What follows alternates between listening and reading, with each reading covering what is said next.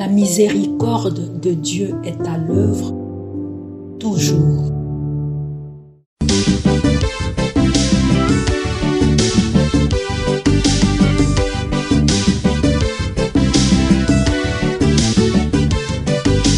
Biblia, buku ya bomoi, buku ya bonyae, emayele, ekokolisa boya bibwa biso.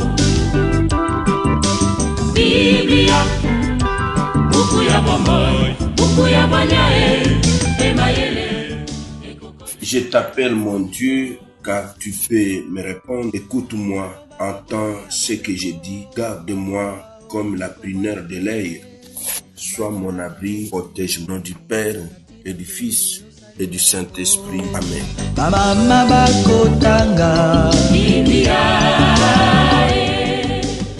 Bien chers frères et sœurs dans le Christ, bonjour. Ce lundi 20 octobre, notre mère l'Église nous propose en méditation ces deux textes. La première lecture est tirée de la lettre de Saint Paul apôtre aux Romains au chapitre 4. Du verset 20 au verset 25. L'évangile, c'est l'extrait de l'évangile de Jésus-Christ selon Saint Luc au chapitre 12, du verset 13 au verset 21. Prions le Seigneur.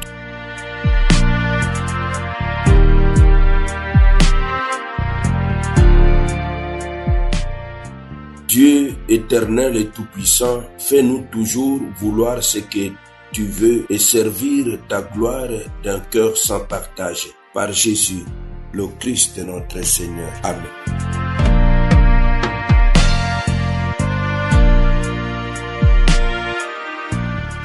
Liturgie de la parole de Dieu. Première lecture. Lecture de la lettre de Saint Paul apôtre aux Romains. Frères, devant la promesse de Dieu, Abraham n'hésita pas, il ne manqua pas de foi, mais il trouva sa force dans la foi et rendit gloire à Dieu, car il était pleinement convaincu que Dieu a la puissance d'accomplir ce qu'il a promis. Et voilà pourquoi il lui fit accorder d'être juste. En disant que cela lui fit accorder, l'Écriture ne s'intéresse pas seulement à lui, mais aussi à nous, car cela nous sera accordé puisque nous croyons en celui qui a ressuscité d'entre les morts, Jésus notre Seigneur, livré pour nos fautes et ressuscité pour notre justification. Parole du Seigneur, nous rendons grâce à Dieu. Mes frères, mes sœurs dans le Christ, la lecture de Romains 4, 20 à 25 donne comme enseignement théologique. Nous avons pratiquement 4 enseignements théologiques. Premier enseignement, la foi comme confiance absolue en Dieu. Paul présente Abraham comme le modèle du croyant. Sa foi ne repose pas sur la loi ou sur les œuvres, mais sur la promesse de Dieu. La foi chrétienne est adhésion confiante à la parole de Dieu,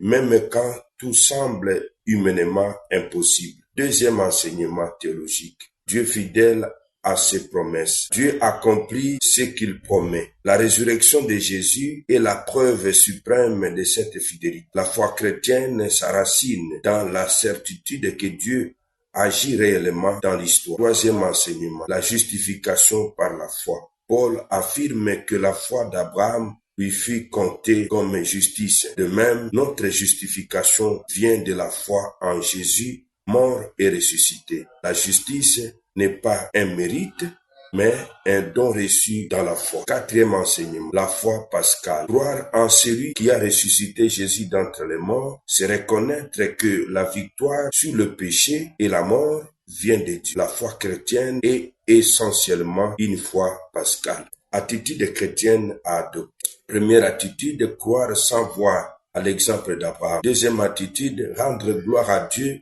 dans les moments d'épreuve. Troisième attitude, espérer contre toute espérance, surtout dans les situations humaines désespérées. Quatrième attitude, accueillir la justice comme un don, non comme une conquête personnelle. Évangile de Jésus-Christ selon Saint Luc. En ce temps-là, du milieu de la foule, quelqu'un demanda à Jésus, « Maître, dis à mon frère de partager avec moi notre héritage. Jésus lui répondit, homme, qui donc m'a établi pour être votre juge ou l'arbitre de vos partages? Puis s'adressa à tous, gardez-vous bien de toute avidité, car la vie de quelqu'un, même dans l'abondance, ne dépend pas de ce qu'il possède. Il leur dit cette parabole. Il y avait un homme riche dont le domaine avait rapport. Il se demandait, que vais-je faire? Car je n'ai pas de place pour mettre ma récolte. Puis il se dit, voici ce que je vais faire. Je vais démolir mes greniers et j'en construirai de plus grands et j'y mettrai tout mon blé et tous mes biens. Alors je me dirai à moi-même, te voilà donc avec de nombreux biens à ta disposition pour de nombreuses années. Repose-toi, mange, bois, jouis de l'existence. Mais Dieu lui dit, tu es fou, cette nuit même on va te redemander ta vie. Et ce que tu auras accumulé, qui l'aura? Voilà ce qui arrive à celui qui amasse pour lui-même au lieu d'être riche en vie de Dieu. Acclamons la parole de Dieu. Louange à toi, Seigneur Jésus.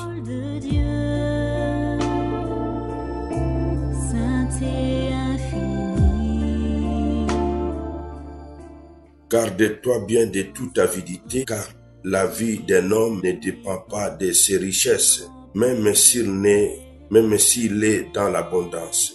Comme enseignement théologique, nous retiendrons 4 enseignements. Premier enseignement, Dieu est la vraie richesse. Jésus refuse d'être arbitre d'un héritage matériel pour recentrer l'attention sur la vie véritable, celle qui vient de Dieu.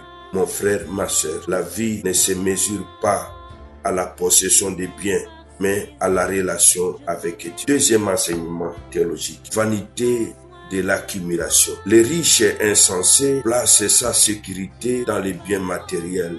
Or, la mort rappelle la fragilité de toute richesse terrestre. La richesse sans Dieu conduit au vide spirituel. Troisième enseignement théologique, appel à la conversion du cœur. Jésus invite à devenir riche devant Dieu, c'est-à-dire à accumuler des trésors spirituels, amour, foi, justice, partage. Le royaume de Dieu se construit sur les dons et non sur la. Quatrième enseignement, dimension eschatologique. Le texte nous renvoie au jugement dernier.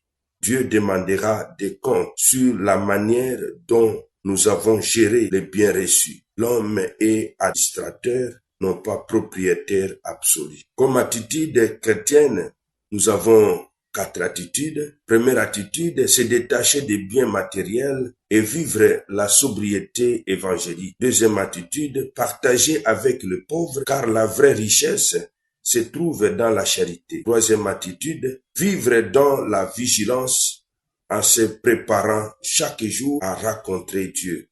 Quatrième attitude, chercher à être riche en Dieu par la foi, la prière et le service des autres. Comme synthèse spirituelle, ces 2 textes se rejoignent dans une même perspective. La foi et non la possession donne la vraie vie. Abraham nous apprend à croire et à espérer. Les riches insensés nous avertit du danger d'une vie centrée sur soi et sur les biens terrestres. Message central, la vraie richesse du chrétien, c'est la foi vivante en Dieu qui accomplit ses promesses et le détachement intérieur qui permet de tout recevoir comme grâce. Amen.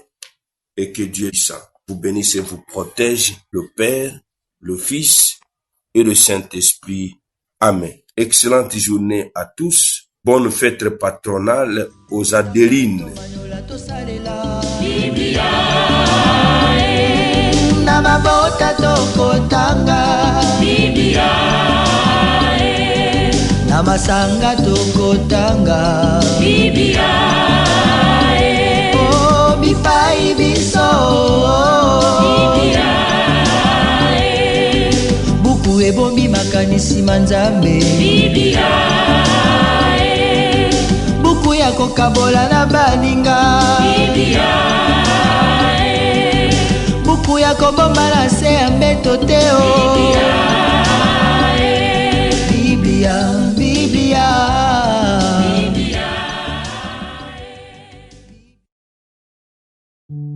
La miséricorde de Dieu est à l'œuvre toujours.